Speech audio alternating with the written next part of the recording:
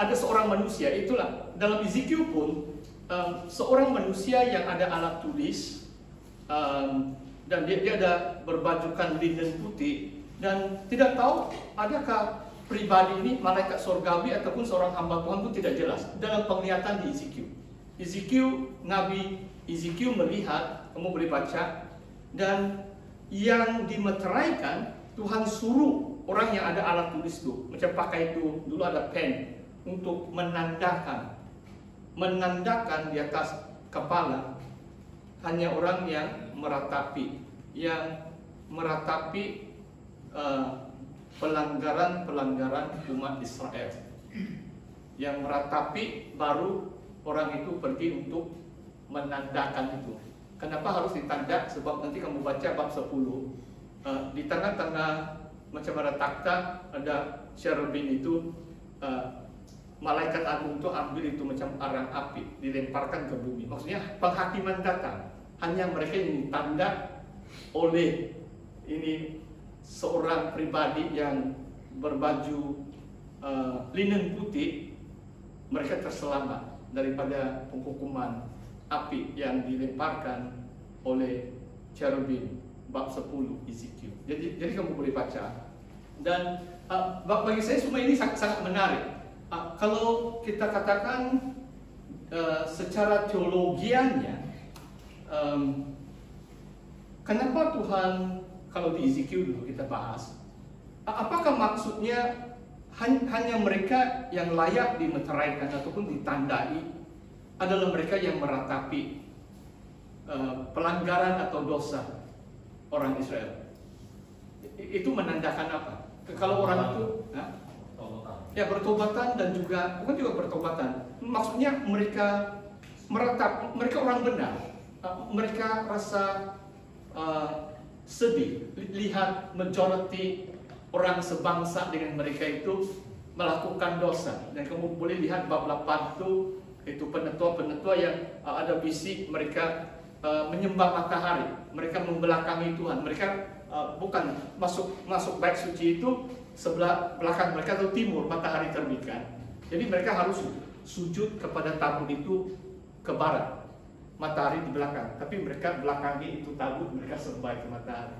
Itulah kekejian kemudatan Israel waktu itu, sehingga Tuhan suruh ini pribadi dengan beberapa teman-teman dia, kamu pergilah seluruh kota, menandai mereka yang meratapi pelanggaran-pelanggaran umatku sebelum Tuhan. Jadi prinsip dia sama seperti dalam Wahyu. 12 suku Israel dimeteraikan supaya mereka terselamat, karena waktu tiupan sangkakala, penghukuman semakin dahsyat melanda dunia ini.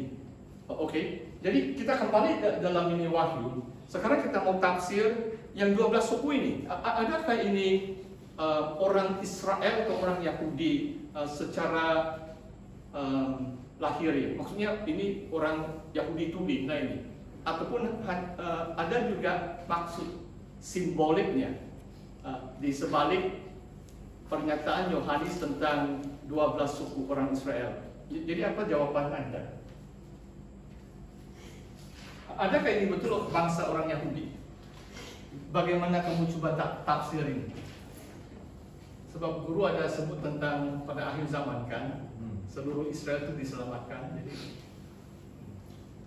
bagaimana? Bangsa-bangsa juga. Ya. Sebab dalam kitab Wahyu ada juga yang disebutkan bangsa-bangsa. Ya.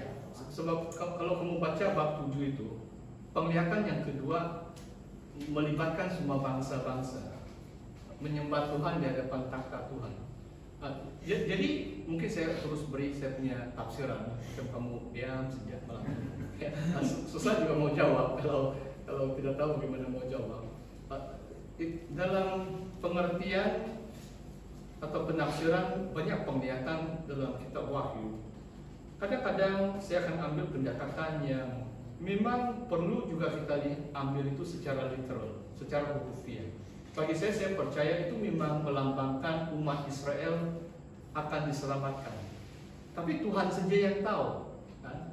Dia utus malaikat, dia sama ada itu manusia nabi kah atau malaikat surgawi, itu tidak begitu penting. Cuma tadi saya sudah sebut beberapa fakta supaya kamu lebih tahu, sebab naik duluan, bukan turun, dia naik. Dan hamba Tuhan yang naik dari timur, rujukan Yesaya pun itu manusia, itu nabi. Tapi kalau Yohanes merujuk kepada Yesaya, nampaknya lebih kuat mungkin itu nabi daripada malaikat dari surga. Kalau itu rujukan secara jelas, jadi kamu boleh baca. Kalau bahasa Inggris banyak tafsiran, mereka akan bahas itu. Mereka akan bahas sama ada itu rujukan Yesaya itu yang menentukan bagaimana kita menafsir malaikat yang muncul atau bangkit dari timur. Jadi pendekatan saya adalah sebab memang disebut suku-suku Israel, cuma suku Dan tidak tersenarai. Jadi kadang-kadang kita perlu perhatikan, senarai 12 suku pun, kalau dalam PL pun jarang sekali senarai itu semua sama. Kadang-kadang aturan nama itu lain. Kadang-kadang Yusuf disebut, kadang-kadang dua anak dia disebut, Efraim dan Manasye. Jadi kalau kamu buat perbandingan, kadang-kadang kita tidak tahu kenapa satu suku tidak disebut. Bagi saya 12 ini yang penting. Angka ini, nomor ini yang penting. Sebab Yohanes menggunakan nomor secara simbolik, kan? Kita sudah bahas nomor 7. Nomor 12 itu simboliknya apa? Adalah melambangkan umat Tuhan. 12 suku, 12 rasul mewakili umat Tuhan dalam perjanjian baru. Dan di tempat surgawi pun, tempat 4 kitab Wahyu, ada 24 penetua yang ada duduk di takhta. Ada mahkota mereka sujud menyembah yang duduk di takhta Allah Bapa. Dan 24 penetua ini, saya tafsir itu adalah mewakili seluruh umat Tuhan di PL dan PB. 24, 12 yang suku Israel, PL, dan juga 12 rasul. Jadi 12 campur 12 adalah 24. Kamu memahami maksud saya? Ya. Dan satu lagi, itulah mereka memang Yohanes menggunakan nomor. Nanti kita lihat 666 pun ini satu cara, salah satu simbol yang kita boleh katakan gematria dalam bahasa prinsip Jewish interpretation or interpretive principle. Ada satu cara menggunakan nomor untuk menghitung jumlah atau bilangan nama satu pribadi. Nanti kita akan lihat, tapi besok baru sampai di situ lah itu.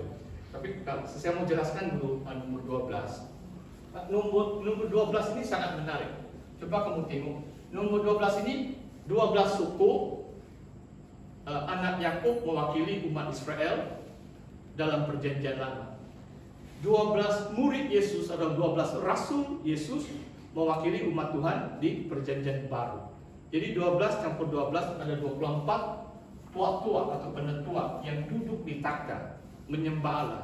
Ini mewakili seluruh umat manusia yang percaya kepada Tuhan. Itulah mereka layak duduk di takhta menyembah Allah. Coba kamu buat sedikit, bukan juga permainan. Kalau 6 kali 4 apa itu? 12 kan? Okay.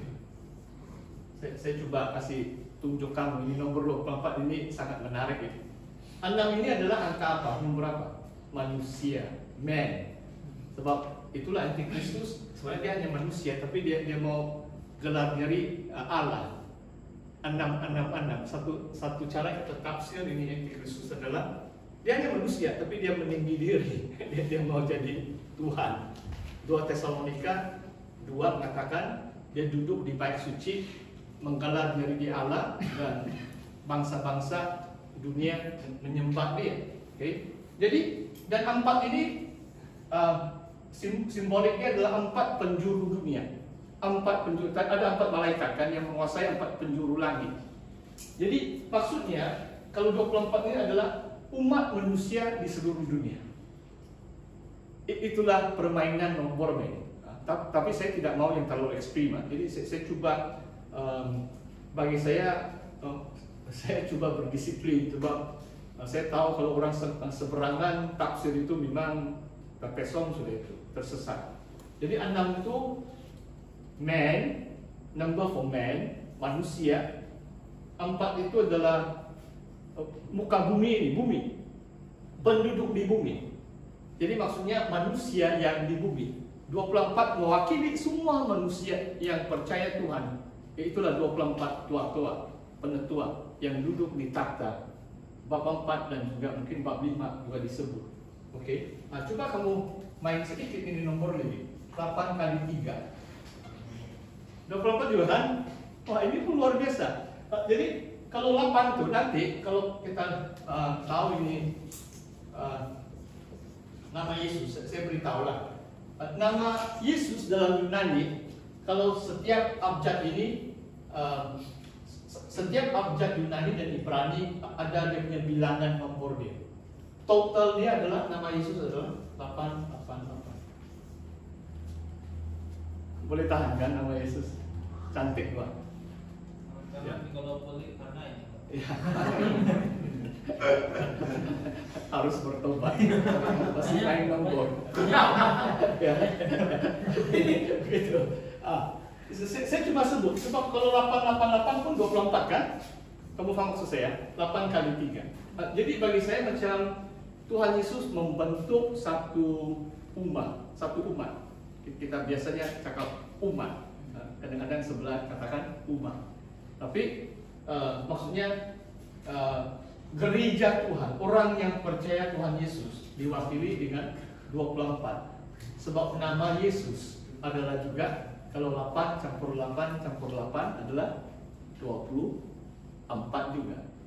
Nah, itu maksudnya orang yang percaya Yesus, nama mereka ada di dahi mereka. Bab 14 ayat 1 kita Wahyu, 144.000 ini nama Bapa dan nama Domba ada di dahi mereka. Itu juga menyokong meterai Allah dalam bab 7 ayat yang kedua. Okay? Jadi ini guru hanya kasih tunjuk permainan nomor lah supaya dan saya tidak mau terlalu jauh lari dari situ, tapi memang sangat menarik. Dan beberapa kali dalam kitab Hagai dan Zakaria pun wahyu Tuhan itu datang pada hari yang ke-24. Ada sesuatu yang spesial. Beberapa kali firman Tuhan bilang hari yang ke-24 bulan begini-begini.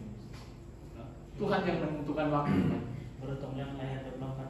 Ya, mungkin juga saya tidak tahu ada orang birthday 24. Nah ini tidak penting. Ya kan, itulah saya sebut yang dulu. Kalau Memang diberkati lah itu. 24 diberkati. boleh juga kali kalau kita teologi nanti. Ya, boleh. Ya. Jadi lebih kurang begitu. Jadi tafsiran saya adalah 12 suku Israel ini mewakili seluruh bangsa Israel yang akan selamat. Tetapi memang ada tetapinya. Saya tidak mau hanya pikir 144.000 ini dan apalagi 144.000 kan? Nomor ini simbol apa? Bagi saya ini semua simbolik ini 12 kali 12.000 dan nomor ini adalah keluasan kotak surgawi pun adalah 144.000 stadia. Itu satu ukuran bahasa Yunani ini. Jadi mewakili umat Tuhan. Nomor ini adalah umat Tuhan. Jadi bagi saya 12 suku yang 144.000 itu pertama-tama jangan bising dulu, susah saya mau cakap. Ya, pertama-tama melambangkan umat Israel, tetapi juga merangkumi seluruh bangsa-bangsa. Sebab nomor 12 ini mewakili semua umat Tuhan. Dan bagi saya ini didukung dengan penglihatan yang kedua, bab 7 itu. Sebab kamu baca penglihatan yang kedua adalah semua bangsa-bangsa ramai berdiri di hadapan Tuhan. Seolah-olah Yohanes mau kita baca kedua penglihatan ini bersama. Tuhan ada rencana yang indah untuk Israel, tapi bukan